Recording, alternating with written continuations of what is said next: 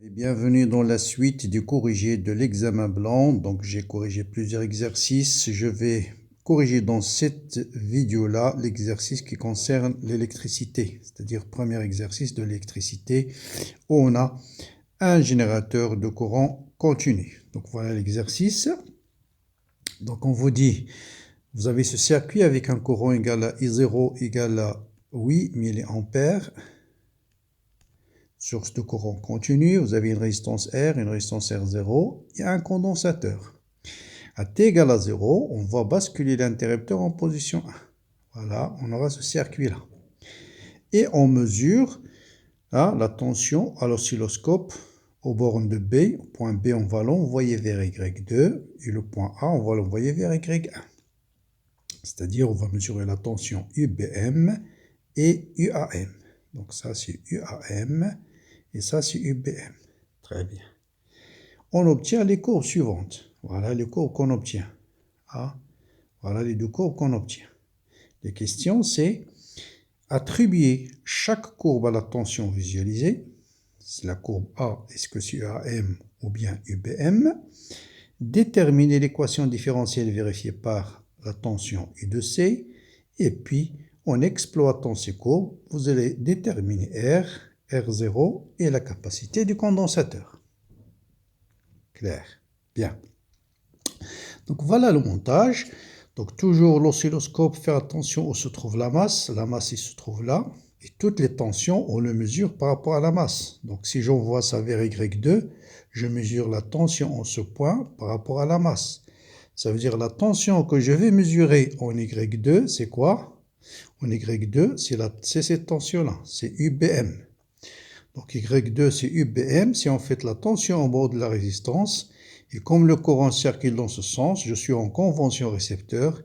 Et ça, c'est égal à R0 fois I0, qui est égal à UBM. Voilà. Maintenant, si j'envoie ce point-là vers l'oscilloscope, je mesurer la tension ici par rapport à la masse, c'est-à-dire la tension au bord du générateur, qui est en même temps, d'après la loi d'additivité de tension, cette tension-là, plus celle-là, plus celle-là. C'est-à-dire à R0 fois I0, plus U de C, plus R fois I0. Voilà. Donc, la tension au bord, donc autrement dit, ça c'est la tension au bord du générateur, U de G, et ça c'est la tension au bord de R0. Voilà. Maintenant, en exploitant ces courbes, déterminer les valeurs de R. Déterminer d'abord l'équation différentielle vérifiée par I de C. Voilà, dans le cas d'un générateur de courant continu. Donc là, on a un courant continu. Courant continu. Qu'est-ce qu'on a? Bon, on a U de C, tension au bord du condensateur, c'est Q sur C. Ici, vous n'avez pas de générateur de tension.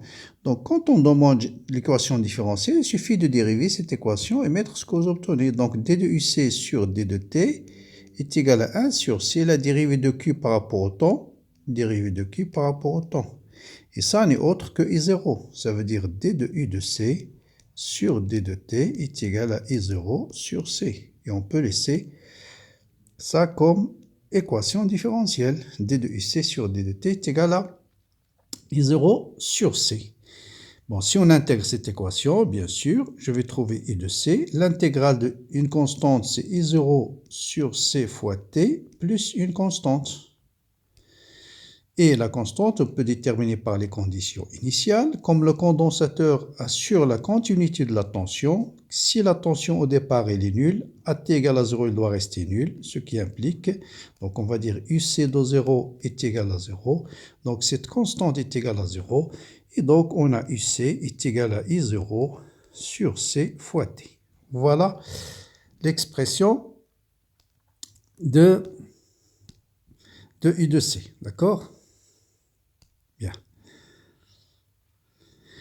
Maintenant, question suivante, on doit utiliser les courbes pour déterminer les paramètres. Voilà. Donc, qu'est-ce qu'on peut déterminer à partir de cette courbe? Vous avez plusieurs choses. Vous avez les conditions initiales, c'est-à-dire I de R0 à t égale à 0. Vous avez I de G à t égale à 0 et vous avez la pente. Voilà les trois choses qu'on peut déduire à partir de cette courbe. Et vous voyez bien ici que la pente de U de G en fonction, c'est 16 moins 12 divisé par quoi? Divisé par 2,5. Voilà.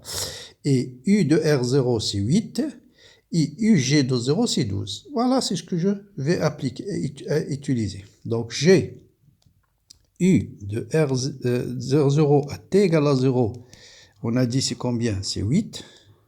Et ça, par définition, c'est R0 fois I0. Donc, je peux tout de suite déterminer R0. D'accord? Donc, R0, donc on a dit c'est 8. I0, c'est 8, 10 moins 3. Donc, c'est 1 kg. 1000 ohms ou bien 1 kg. Voilà, parce que I0, c'est 8, 10 moins 3. C'est bien ça, 8. I0, c'est 8 milliampères. D'accord. Bien. Maintenant, je vais déterminer UG à T égale à 0. On revient à l'équation différentielle. Ah, je n'ai pas déterminé UG de T. Allez, on va déterminer d'abord UG de T. Un instant T quelconque. Avant cela.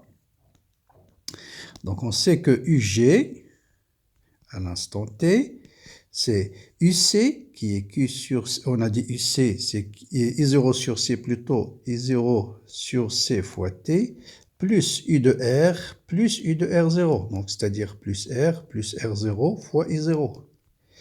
Donc, on va utiliser le fait que UG de 0 est égal à R plus R0 fois I0, en remplaçant T par 0. Et ça, d'après la courbe, c'est combien?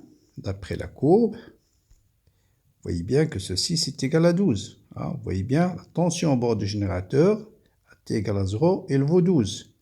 D'accord? Donc, on va dire ça est égal à 12 volts, bien sûr. Or, R0 fois I0, c'est 8. Donc, on va déduire tout de suite que R fois I0 est égal à 4. Donc, R est égal à 4 sur I0.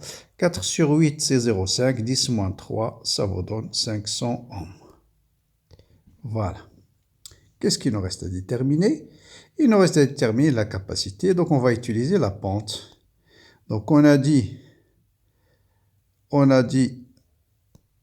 que la pente de U de C en fonction de T, c'est quoi?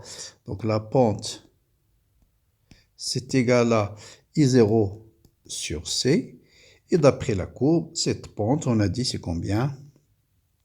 Cette pente, c'est combien? C'est 16.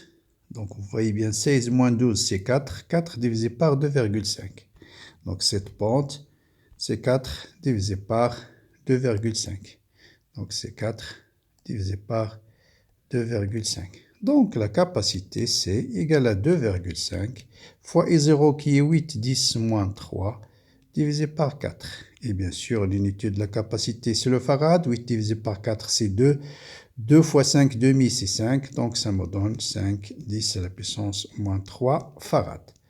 Voilà ces petits exercices très simples qui permet tout simplement de bien savoir comment utiliser une courbe en électricité. Souvent, si vous avez des droites, il y a trois choses sur lesquelles il faut se focaliser. C'est l'intersection de la droite avec l'axe des X et avec l'axe des Y. C'est la pente de la droite. Et bien sûr, faire l'analogie avec les équations mathématiques. Voilà pour cet exercice. Merci de le partager comme d'habitude. Bon courage, bonne continuation et à bientôt. Bien sûr, les autres exercices, la majorité est déjà corrigée sur la chaîne.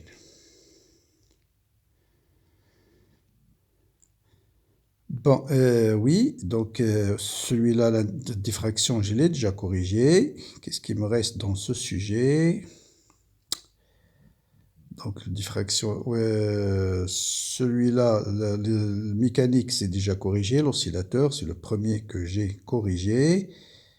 Et je pense qu'il me reste juste le deuxième exercice de l'électricité, si je ne me trompe pas. Voilà, il me reste juste cet exercice.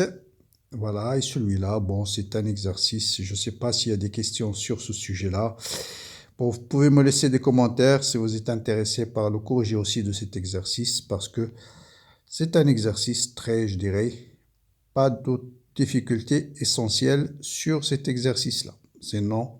Ah oui, il me reste l'exercice, le premier exercice de chimie que j'ai oublié. Bon, les deux premiers exercices de chimie, pardon, parce que j'ai commencé par l'arrière. Donc ces deux-là, essayez de les travailler, je vais les corriger très bientôt.